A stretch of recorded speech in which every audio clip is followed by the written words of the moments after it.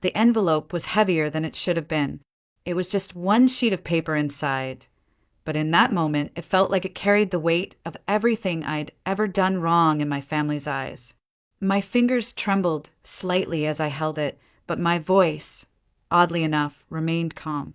Across the room, my father sat rigid in his leather armchair, arms folded tightly across his chest, his jaw clenched, eyes unblinking, like he was daring me to open it. I didn't need to. I already knew. This wasn't going to be a Merry Christmas Eve. Well, my sister Sabrina's voice rang out, sugar-coated but sharp enough to cut glass. She sat perched on the armrest of my mother's favorite chair, her wrist glinting with the diamond tennis bracelet they'd gifted her just moments earlier. Her hair was done up in a neat chignon, her lipstick perfectly applied, like she was starring in a holiday commercial, not sitting in the middle of a betrayal. I glanced around the living room. The fire crackled in the hearth. The Christmas tree sparkled in the corner, its ornaments twinkling like they hadn't borne witness to the ugliest family secret I was about to uncover. The lawyer, Mr. Jenkins, sat awkwardly on the edge of the sofa, clearly wishing he'd turned down this particular holiday gig. I broke the seal with deliberate slowness, for pairs of eyes bore into me, my father, my mother Diane, Sabrina, and Mr. Jenkins, who immediately looked away as if already ashamed of what was inside. I read the document silently, eyes scanning the neat, brutal language that erased me from the will like I had never existed. "I don't understand," I said, though the words felt hollow coming out. I did understand. I just couldn't believe they were really doing it. "You're being dramatic, Camille," my mother murmured, swirling her wine in its crystal glass without so much as glancing in my direction. "We've all made difficult choices. This is simply one of them." "My choice," I said slowly, "was to start my own business, to open a bakery. That's what this is about." My father leaned forward. "We invested in your future, Camille. Columbia, MBA. You were supposed to take your place in the family company, not run off to bake cookies." "They're not cookies," I said, voice tight. "It's my dream." "Dreams don't pay bills," he snapped. "Sabrina understands that. She's already made junior partner." Sabrina smirked at me then. It wasn't even a smug smile, it was pitying. "You knew this was coming," she said sweetly. "Don't act so surprised." I folded the paper and placed it carefully back into the envelope. My hands were steady, but inside I felt a kind of hollow cracking I couldn't name. The tree lights flickered against the glossy paper, casting patterns that reminded me of sparklers we used to wave in the backyard as kids, back when family meant something different. I stood slowly, smoothing the front of my navy dress. "Actually," I said quietly, "I expected better from my parents. Silly me."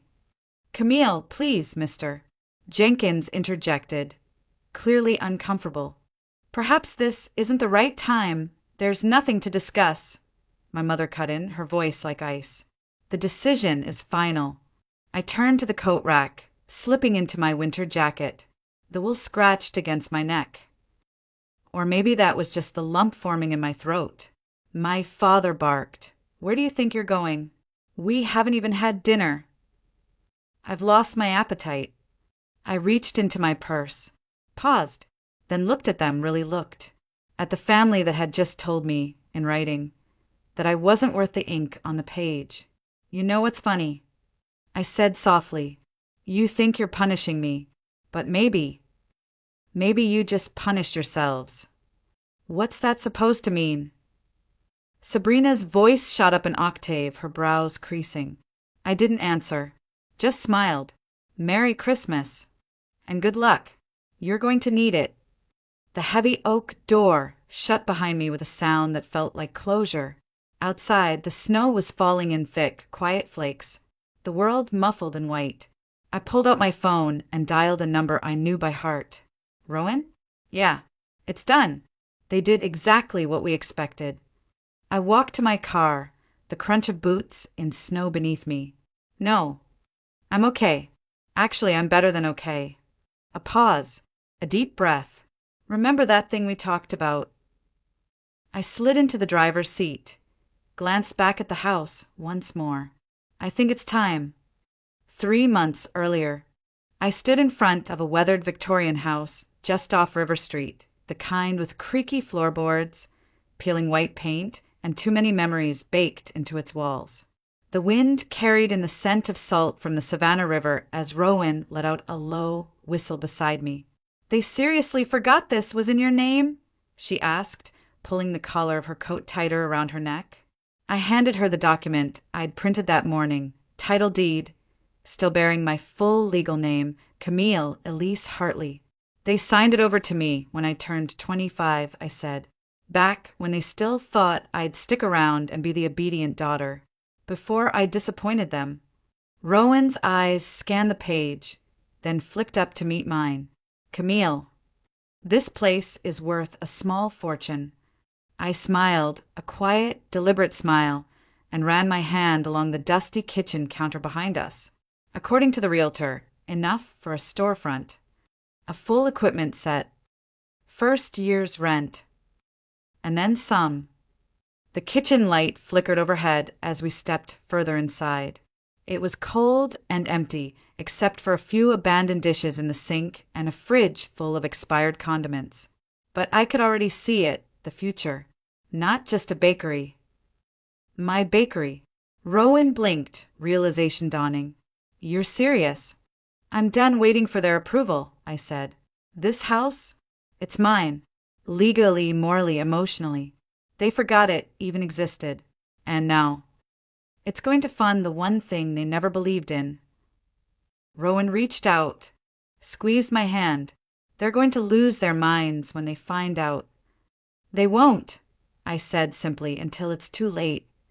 That night, over takeout and a bottle of cheap wine, we drafted the first plans for the Gilded Crumb. I sent the property listing to a real estate agent Miles had recommended. The next day, I met him at a cafe near Forsyth Park. Miles Donovan looked like someone who never spilled coffee on his spreadsheets. Calm, collected, thoughtful. When he saw my business plan, his brows rose, but not in judgment. "You're really doing this," he said, flipping through the pages. "I thought you were just venting the last time we spoke." I shook my head. "No more venting. This is real. I'm ready, even if it means burning the last bridge with your family." I hesitated, then met his gaze. "They already burned it, Miles. I'm just building something better from the ashes." He nodded. "Then let's talk funding strategy." The following weeks blurred together in a flurry of paperwork, renovation permits, late-night planning sessions, and coffee-fueled breakdowns. The lake house sold faster than expected. Apparently, even a neglected riverfront property in Savannah is gold to the right buyer. Every time I signed a new document, every time I saw the funds transfer into my account, a part of me healed. Not all of me, not yet, but enough to keep going. And when I finally signed the lease on the charming brick storefront 2 blocks from the cathedral, Rowan showed up with a bottle of champagne and paper cups. "To the Gilded Crumb," she toasted, raising her glass in our half-renovated space. "May your revenge be as sweet as your pastries." I laughed, too tired to argue. "It's not revenge." "Honey," she said, leaning back against the exposed brick, "you're literally using the money from their forgotten vacation home to fund your dreams. If that's not poetic justice, I don't know what is." My phone buzzed. A text from Sabrina. "Mom and Dad are worried. Why aren't you answering your phone? Just don't come crying to us when your little hobby fails." I pocketed the phone, unmoved. Let them think it was a hobby. Let them dismiss me one last time. Because by the time they realized what I was building, it would be too late. 3 months in, and the Gilded Crumb no longer felt like a dream. It felt like destiny. The storefront gleamed under the soft golden light of early morning. Fresh flowers in mason jars lined the windowsill, and the aroma of rising dough and warm cinnamon drifted out into the cobbled street, luring in the first wave of customers before we even unlocked the doors. The espresso machine hissed behind me as I dusted powdered sugar over a batch of lavender shortbread. Miles stepped into the kitchen through the back, holding his phone with a wide grin on his face. "Camille," he said, almost breathless, "your red velvet cake just got featured on Food and Wine's Instagram." I blinked. The Food and Wine. He nodded. "Front page. Tagged. Raved about. They called it a nostalgic bite of Southern elegance. You're officially a culinary darling." I let out a soft breath, almost unsure what to feel. Pride? Disbelief? Or maybe something deeper, something that felt suspiciously like vindication. I handed him a piping bag. "Then, let's make sure today's batch lives up to it." The bell above the front door chimed, and a moment later, Rowan's unmistakable voice echoed into the kitchen. "Camille, you have to see this." She waved her phone in the air, cheeks flushed with excitement. The Savannah Gazette just published their Best of Downtown list. Guess who's number one in the food category? Before I could answer, my phone buzzed. A name flashed across the screen. Sabrina. I hesitated for just a second, then picked up. "To what do I owe the pleasure?"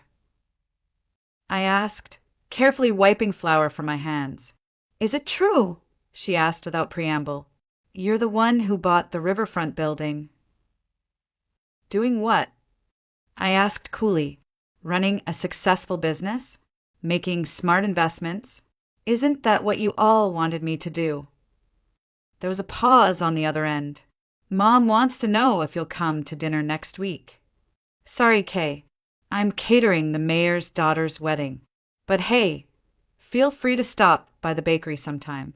We make an incredible humble pie." I ended the call before she could answer. When I turned around, Rowan and Miles were staring at me, identical expressions of disbelief and delight on their faces. "That was cold," Miles said, but he was grinning. "That," Rowan corrected, "was perfect." Still, even in that moment of quiet triumph, I felt nothing. No glee, no bitterness, just a calm resolve, as if every cruel word and every dismissive look from my family had been rebalanced by the clinking of spoons and teacups, the hum of happy customers, the glow of real work paying off. Let them come. Let them see what I've built without them. Let them feel the absence they carved with their own hands. And when they finally do, I'll be right here, apron on, oven warm, success rising like perfectly proof dough. It was a Wednesday afternoon when they walked in. I was just pouring 3 cups of Earl Grey in delicate porcelain teacups, arranging them neatly beside a plate of lemon lavender shortbread, when I saw them through the front window, my mother's perfectly coiffed hair bobbing in the crowd, followed by my father in his tailored wool coat, and Sabrina in head-to-toe beige, looking like she'd just stepped out of a catalog ad for disappointment. Rowan caught my eye behind the espresso bar. "Do you want me to handle it?" I shook my head slowly. "No, this is my table." They slid into the copper-backed chairs at the table near the window, looking out of place among the warm-toned walls, the cheerful clink of forks, the soft Ella Fitzgerald playing overhead. My mother's eyes darted around, taking in the wall of press clippings, the full tables, the chalkboard menu labeled "Today's Featured Tart." "Camille," my father said stiffly as I set down the tea, "this is unexpected." I smiled politely. "Hi, Dad. What can I get you? Our signature dream cake is especially good today." He blinked, confused. "We're not here for cake." "No." I raised an eyebrow. "Then what brings you to my little hobby?" He cleared his throat. "We need to discuss a business proposition." I sat down slowly, folding my hands on the table. "A proposition from Hartley and Company." My mother's voice softened. "Things have changed. The firm is experiencing temporary difficulties." "Temporary," I echoed, taking a sip of tea. "Funny. I heard you lost 3 major clients in the last month. Must be hard, watching the foundation crack." "It's salvageable," my father snapped. but we need to move quickly. We're prepared to offer you a partnership. Full voting rights. Equal share with Sabrina. Sabrina's smile didn't reach her eyes. I took the folder they slid across the table, but didn't open it. And what makes you think I'd want that? My mother's voice trembled slightly for the first time. Because it's what you deserved all along. Name your price. I leaned back in my chair, tilting my head slightly. You still don't get it, do you? They said nothing. This isn't about money. It never was. It's about respect, recognition, everything you refused to give me while I stood in your shadow. We're giving it now, my father insisted, his voice tight. No, you're giving me desperation. There's a difference. His fist hit the table, rattling the teacups. We made a mistake, all right? But we're here now. And yet, I said softly, you weren't there 3 months ago, when I sold the lake house. Remember that place? The one you forgot you'd signed over to me years ago. My mother's face drained of color. That's how I funded this. The down payment, the equipment, the marketing. Every cupcake in this shop has your name on it, in invisible ink. Sabrina's lips parted in disbelief. You sold the house? I reached into my bag and placed a small box on the table. No hard feelings, I said with a half smile. I even made you something. My father didn't move. My mother lifted the lid. Inside were 3 perfectly formed truffles, dark as night, with a dusting of edible gold leaf. On the tag, written in gold cursive, humble beginnings. Is this a joke? Sabrina asked. No, I replied, standing up. It's a reminder. Sometimes you have to lose everything to realize what you had. They stared at me in silence as I walked back behind the counter, and for the first time in my life, I didn't look back. It started with a knock on the side entrance. Not the front door, not the way customers or even vendors usually came in. It was the service entrance, where delivery drivers dropped off flour at 5 in the morning, where kitchen staff took their smoke breaks when no one was looking. I opened it and found Sabrina standing there, holding a reusable water bottle and a wrinkled resume. Her makeup was minimal. Her coat, an off-brand knockoff of the designer ones she used to flaunt, hung loose on her narrow shoulders. For the first time in years, she looked like someone real. I want a job, she said before I could even ask. I blinked. Excuse me. I want to work here. For you. Her voice was quiet but clear. Not at the counter. Not managing anything. Just here. Starting wherever you'll have me. I crossed my arms, unsure whether to laugh or slam the door. You've never worked a service job in your life. I know, she said quickly, but I'm willing to. I need to understand. How you did this. How you knew it would work. How you became someone people actually respect.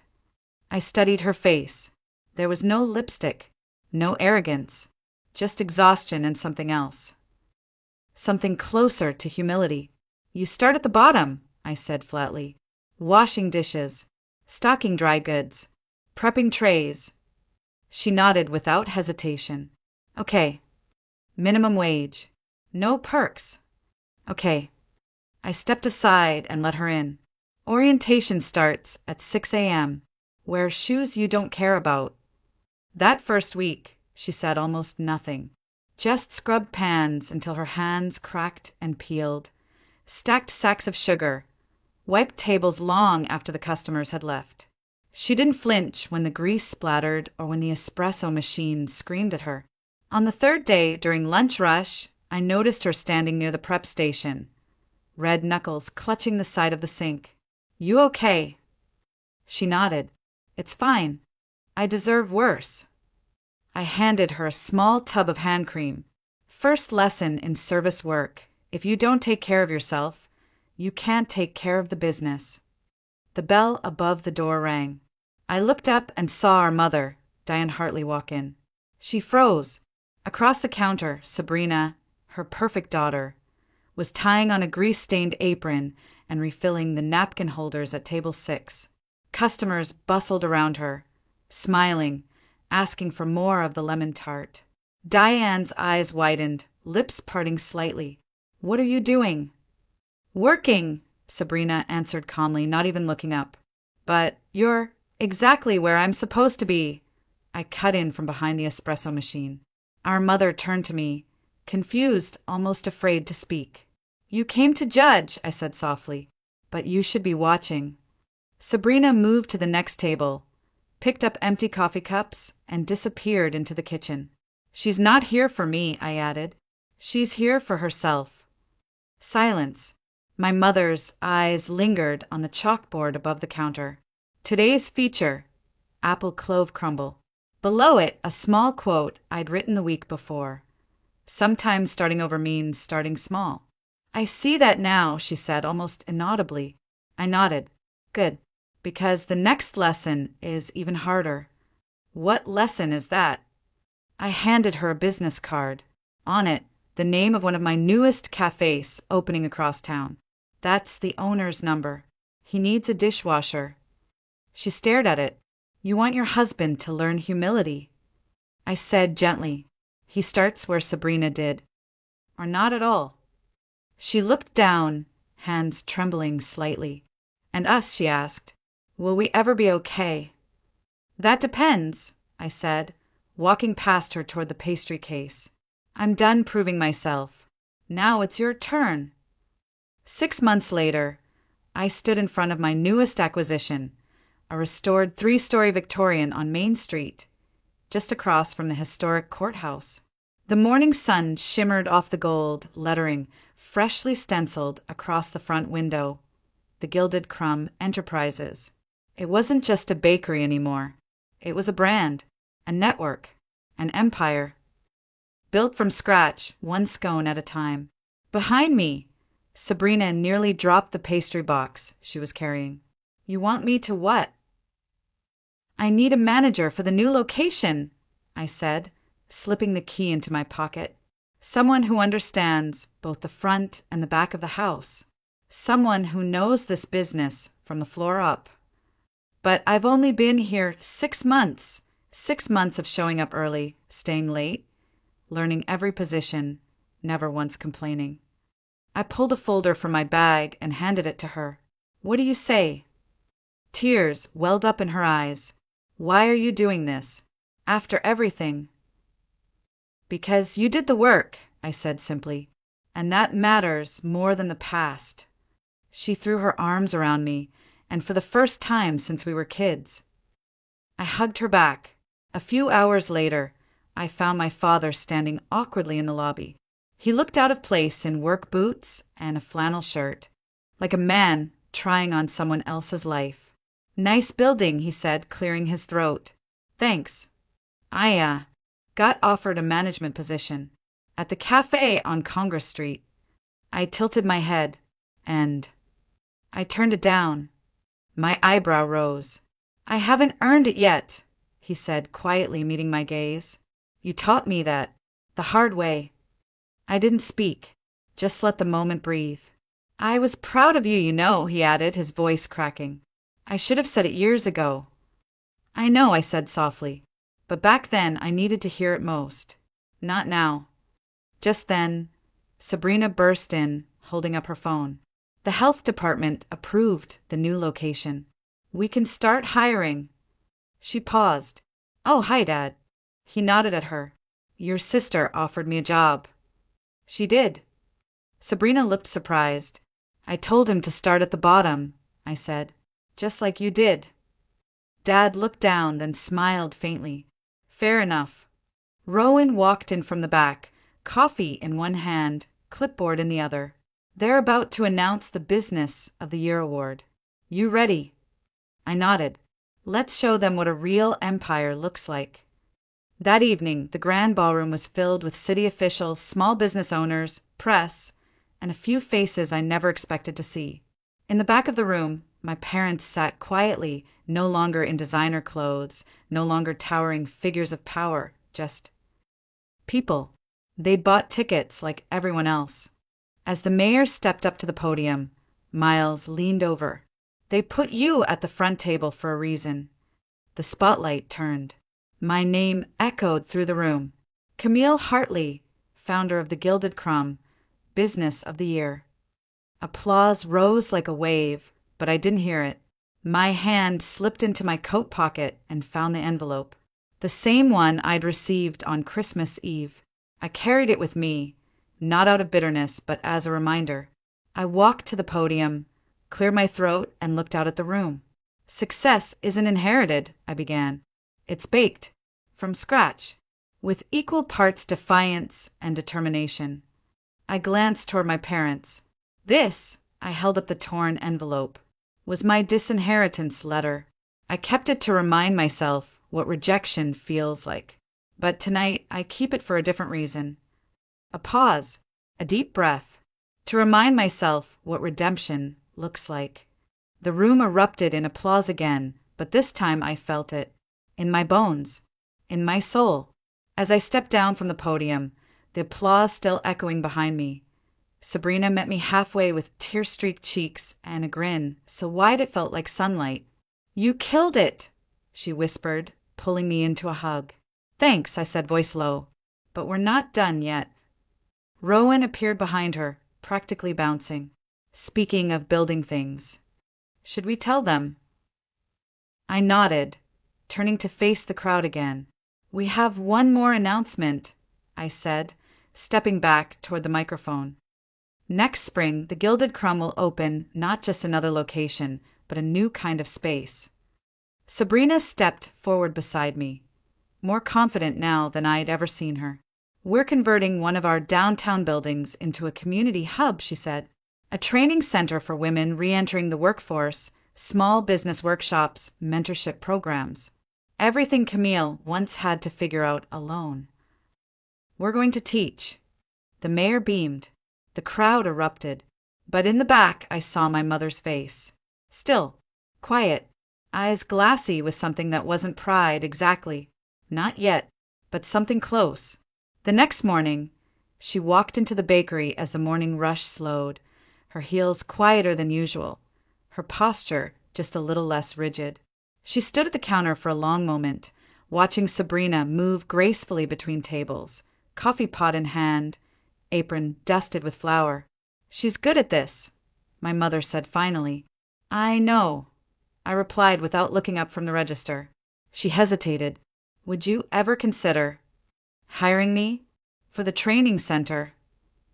I looked at her, really looked. At the woman who once held a wine glass instead of my hand, who once cut me out of her legacy without blinking. "You want to teach others what I've learned?" I asked, more curious than cold. She nodded slowly. "I want to help people who need a second chance." I thought of the way she looked at Sabrina that night, of the quiet way she folded napkins when no one asked, of how she watched the bakery, not with envy, but with a strange, tentative kind of awe. I reached under the counter and pulled out a clipboard. "Tuesday afternoons. We need someone to teach customer service and basic POS. You start by shadowing Rowan." Her eyes widened slightly. "You're serious?" "As serious as an invoice," I replied. She took the clipboard, hands shaking just a little. "Thank you." "Don't thank me," I said, glancing toward the kitchen, where Sabrina was plating tarts. "Thank the work. It's what saved us all."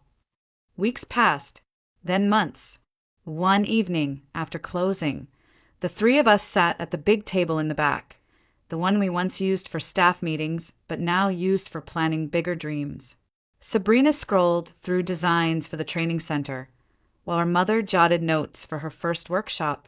"You know," Mom said, "I used to think success was about control, image, position."